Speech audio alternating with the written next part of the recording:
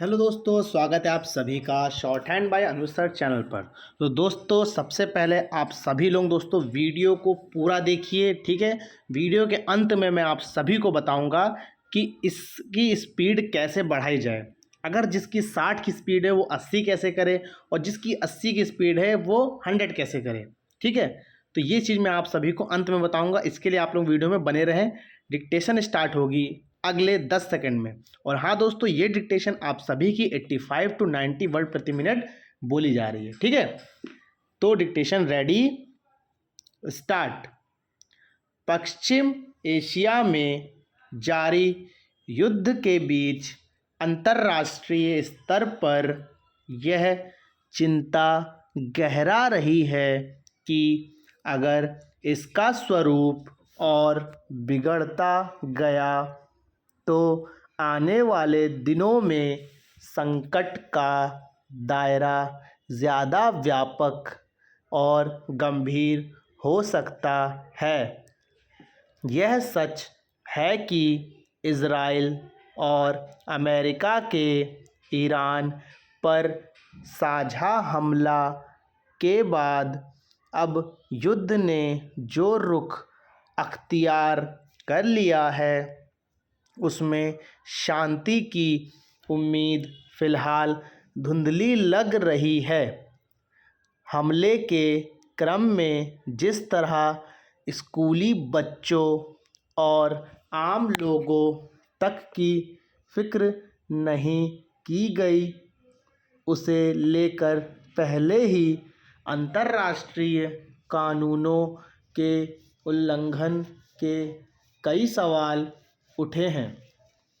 अब हालात का अंदाज़ा इससे लगाया जा सकता है कि हमलों का निशाना अब दोनों पक्षों के तेल और गैस के वे ठिकाने बन रहे हैं, जिसका वैश्विक स्तर पर गंभीर असर पड़ेगा। ख़ास तौर पर युद्ध के आगे बढ़ने के साथ साथ खाड़ी के कई देशों में हालात बेहद जटिल होते जा रहे हैं।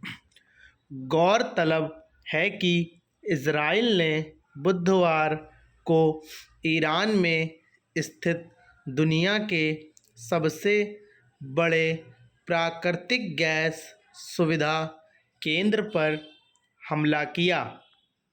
इसके जवाब में ईरान ने गुरुवार को कतर के रास लाफान के ठिकाने को निशाना बनाया, जो वहाँ मुख्य तरल प्राकृतिक गैस को तैयार करने वाला मुख्य केंद्र है। ईरान और इज़राइल अमेरिका के बीच युद्ध की वजह से कच्चे तेल की आपूर्ति पहले ही कई स्तरों पर बाधित है, और इसका स्वाभाविक असर इसकी कीमतों पर पड़ रहा है। पिछले कुछ दिनों के भीतर कच्चे तेल के दाम में तेज़ बढ़ोतरी और वैश्विक स्तर पर कमज़ोरी के रुख से शेयर बाज़ार के गुरुवार को बड़ी गिरावट दर्ज की गई। एक ओर बीएसई सूचकांक में करीब 2500 अंक की बड़ी गिरावट हुई, वहीं एनएसई निफ्टी 775 अंक लुढ़क गया। जून 2024 के बाद इसे सूचकांक में एक दिन में सबसे बड़ी गिरावट बताया गया है। इस तरह की स्थिति को कई बार अन्य कारकों से भी जोड़ा जाता है, लेकिन इस बार वैश्विक स्तर पर तस्वीर लगभग साफ है। पश्चिम एशिया में जारी युद्ध के बीच अब ऊर्जा के बुनियादी ढांचों या तेल एवं गैस संयंत्रों पर हमलों में तेजी के बाद कच्चे तेल के दाम में काफ़ी उछाल आया है। इसका एक स्वाभाविक असर निवेशकों की धारणा पर पड़ा है, जिनके भीतर मौजूदा उथल-पुथल को लेकर एक तरह का असुरक्षा बोध पैदा हुआ है।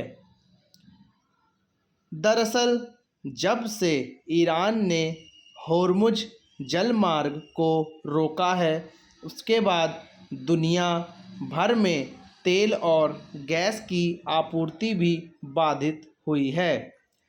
भारत जैसे कई देश इससे बुरी तरह प्रभावित हुए हैं और तेल तथा गैस के लिए वैकल्पिक स्रोतों की ओर देख रहे हैं।